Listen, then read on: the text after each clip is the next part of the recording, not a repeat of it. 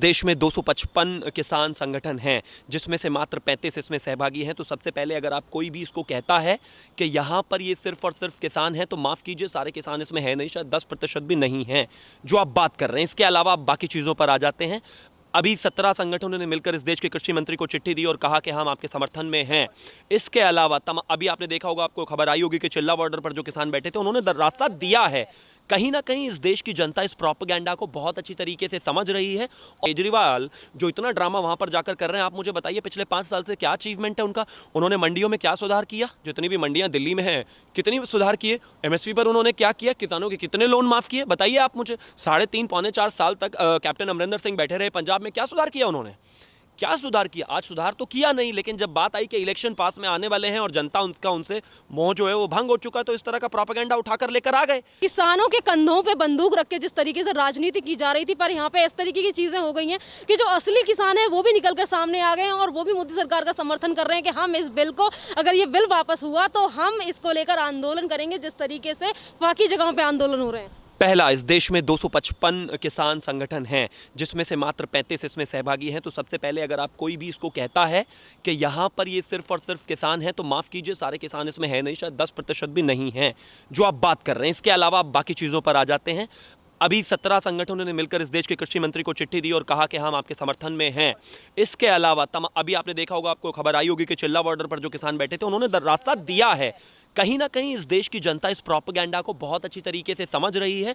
और उससे भी ज़्यादा बड़ी चीज़ ये है कि आप एक चीज़ देखिए, 3-4 अलग अलग स्टैटिस्टिक्स हैं।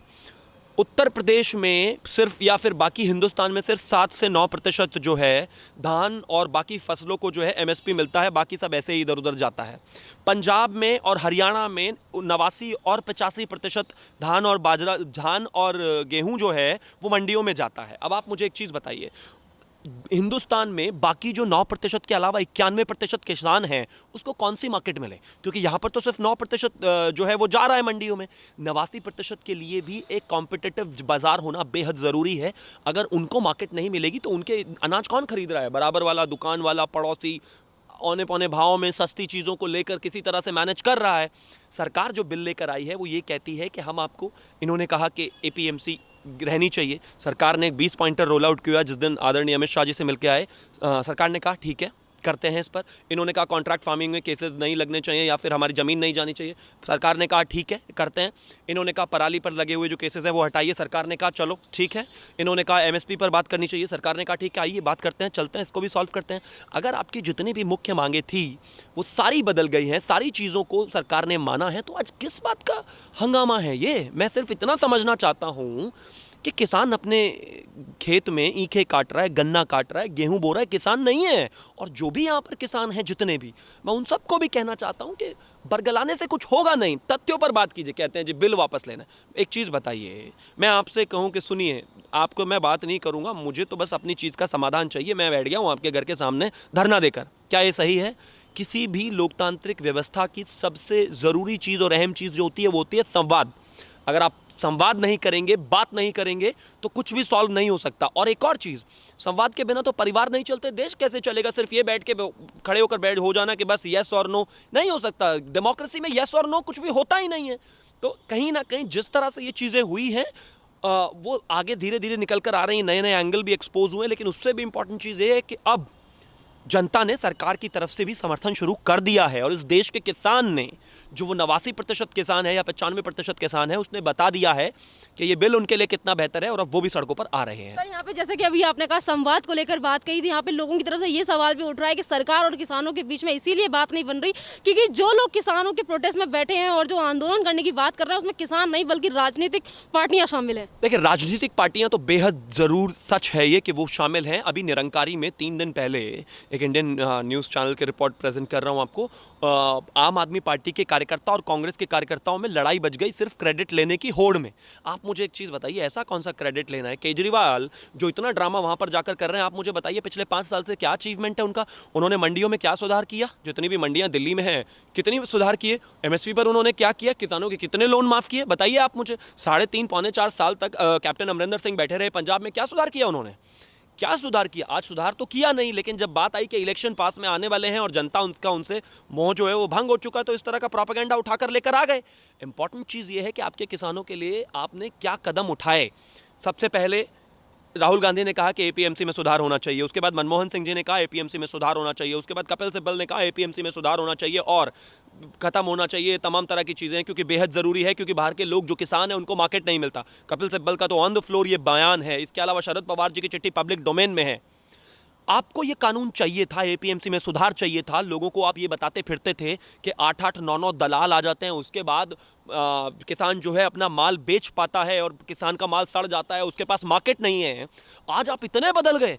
2019 के मैनिफेस्टो में भारतीय जनता पार्टी और कांग्रेस दोनों के ही मैनिफेस्टो में सुधार की बात थी एपीएमसी को लेकर।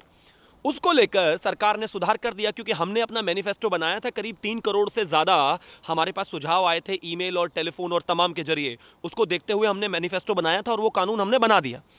कांग्रेस ने वो कानून 2019 में इसी तरह से मैनिफेस्टो में लिखा था, लेकिन अब क्या हो गया है कि उन्होंने अपना मैनिफेस्टो छोड़ के स्टैंड ही बदल लिया। मतलब पहले जो बनाया था कागज वो दिखाने के लिए था, और अब जैसे ही विपक्ष में है तो अब कहते हैं कि जो कानून हम चाहते थे वो नहीं होना चाहिए, ये बिल्कुल गलत है, काला कानून है, नीला कानून है, पीला कानून है। अरे भाई एक बात बताइए, तथ्यों पर बात कीजिए ना। सरकार से आपने कुछ अश्योरेंसेस, गारंटीज मांगी थी, सरकार ने दी। सरकार ने कहा हम बात करने के लिए तैयार हैं, लेकिन एडमेंट होकर बैठ जाना इस देश छोड़िए दुनिया में किसी भी चीज़ का सोल्यूशन नहीं है। और एक और चीज़, इस देश में एडोल्फ हिटलर से लेकर मुसोलिनी से लेकर तमाम लोग इस दुनिया में हुए हैं, कहीं पर भी ये चला नहीं है। हर जगह संवाद और लोकतंत्र ही सक्सेसफुल है अल्टीमेटली। सर यहाँ पर ये भी बात निकल कर सामने आ रही है सोशल मीडिया पर कि जिन किसानों ने इन्हीं सारी चीज़ों को लेकर 2008 में भी आंदोलन किया था और ये सारे कानून इन सारी चीज़ों को लेकर आने की बात कही थी कांग्रेस ने, जैसे कि अभी आपने 2019 का जिक्र किया, इससे पहले भी कांग्रेस ने इन सारे कानूनों को लाने का वादा किया था। जब ये नहीं ला पाए, जब ये बीजेपी की तरफ से लाए जाते हैं तो उन सारी चीज़ों को लेकर राजनीति क्यों होने लग जाती है? ऐसा ही सीए के टाइम पे हुआ था और ऐसा ही कृषि कानून पे हो रहा है। इसे कहते हैं हिपोक्रेसी। अगर आपको किसी आदमी को हिपोक्रेट कहना है तो इसे हिपोक्रेट ना कहकर कांग्रेसी कह दें, यानी कि दोगला ना कहकर कांग्रेसी कह दे, गाली बराबर लगेगी उसको और दर्द भी होगा। तो इंपॉर्टेंट चीज़ ये है कि जो चीज़ खुद करना चाहते तो कर नहीं पाए। इनके पास पॉलिसीज़ थी नहीं, पॉलिसीज़ पैरालिसिस था। एक म्यूट प्राइम मिनिस्टर थे जिनको अप्रूवल राजमाता से लेना पड़ता था, जिनको ठप्पा लगवाना पड़ता था राहुल बाबा से। वो सारे तो पता नहीं कहीं होते हैं, आपको पता ही है। जब वो सरकार में होते हैं, जब वो ऑपोजिशन में होते हैं, तब भी महीनों महीनों छुट्टी पर रहते हैं। एक भी बिल ला नहीं पाए, चीज़ों को प्रोसेस कर नहीं पाए, देश को बेहतर बना नहीं पाए। हर चीज़ में इंप्रूवमेंट करनी होती है, पॉलिसीज़ को रिफॉर्म करना होता है, वो कर नहीं पाए। आज जब दूसरी सरकार कर रही है तो डर इस बात का है कि कहीं ना कहीं जनता को, किसान को लाभ मिलना शुरू ना हो जाए, क्योंकि अगर लाभ मिलना शुरू हो गया तो इनकी जो आजीवन की जो पॉलिसी है वो खत्म हो जाएगी। जो ये एक परिवारशाही जो है वो खत्म हो जाएगी, बर्बाद हो जाएगी, कोई पूछेगा नहीं। इस वजह से सिर्फ विरोध करने के लिए विरोध करना है। वो अलग बात है कि कैसे भी करके अपना स्टैंड कायम रखना है, लेकिन जनता समझदार है। मैं मानता हूं किसान, कुछ लोग सड़कों पर हैं जिनका हम सम्मान करते हैं और उनसे बात करने के लिए लगातार तैयार हैं और हमेशा रहेंगे, लेकिन मैं फिर भी यही कहूंगा कि संवाद ही एक रास्ता है। सोशल मीडिया का नाम लिया सर मैंने, यहाँ पे सोशल मीडिया पे इन सारी चीज़ों को लेकर भी सवाल उठ रहे हैं कि जिस तरीके से आंदोलनों में तमाम तरीके की चीज़ें जो मुहैया कराई जा रही हैं, चाहे फिर वो दूध, बादाम, केसर, तमाम तरीके की चीज़ें हैं, वो चीज़ें मुहैया कराने वाले लोग तब कहाँ थे जब यही किसान भूखमरी से मर रहे थे लॉकडाउन के टाइम पे। ये एक चीज़ मुझे लगती है इसमें सबसे इंपॉर्टेंट ये है कि जब केजरीवाल को ज़रूरत थी इस देश के लोगों को मदद करने की, तब तो वो कहीं नज़र नहीं आए। जब उनके लिए कैंप लगाने की ज़रूरत थी, तब उनको दवाइयों की ज़रूरत थी, तब उनको 2 वक्त की रोटी की ज़रूरत थी, तब उनको तमाम सुविधाएं चाहिए थी, तब उनको अपने घर जाने के लिए बस चाहिए थी, तब तो ये कहीं नज़र नहीं आया। आज ये टेंट लगाकर लोगों को और वहाँ पर होर्डिंग लगाकर बड़े बड़े और वहाँ पर अपने नेताओं को भेजता है और आज वो भट्टियाँ चला रहे हैं वहाँ पर। जब ज़रूरत थी देश को तब तो कहीं नज़र नहीं आए। लोग भूखे मर गए, दिल्ली में लोगों के पास खाना तक नहीं पहुंचा। बीजेपी के पूरे कार्यकर्ता और सभा तमाम लोग जाकर लगे और पूरे देश की जितनी भी संस्थाएं हैं वो लगी। सरकार ने क्या किया? तब तो ज़रूरत नहीं थी। आज इनका पॉलिटिकल एजेंडा सर्व हो रहा है। इनको दिख रहा है कि पंजाब में चुनाव है तो जितनी लड़ाई हो सके की जाए। उधर अमरिंदर सिंह आम आदमी पार्टी पर हंगामा कर रहे हैं, केजरीवाल अमरिंदर सिंह से लड़ रहे हैं, दोनों ट्विटर पर लड़ाई चल रही है। अरे भाई अपनी लड़ाई छोड़िए, किसानों का क्या? इनको अगर किसानों का फिक्र होता तो किसानों की बात करते ना दोनों मिलके। दोनों अगर एक ही बात कह रहे हैं, किसान के भले की बात कह रहे हैं, तो लड़ क्यों रहे हैं आपस में? एक साथ मिलकर सरकार से बात कीजिए ना। लेकिन नहीं, मामला वोट का है, मामला राजनीति का है, मामला चुनाव का है। मामला किसान का होता तो अभी तक कभी का सोल्यूशन इस चीज़ को निकालने के लिए सरकार के पास मिल चुके होते, लेकिन इनको सिर्फ ड्रामा करना है, क्रिएट करना है।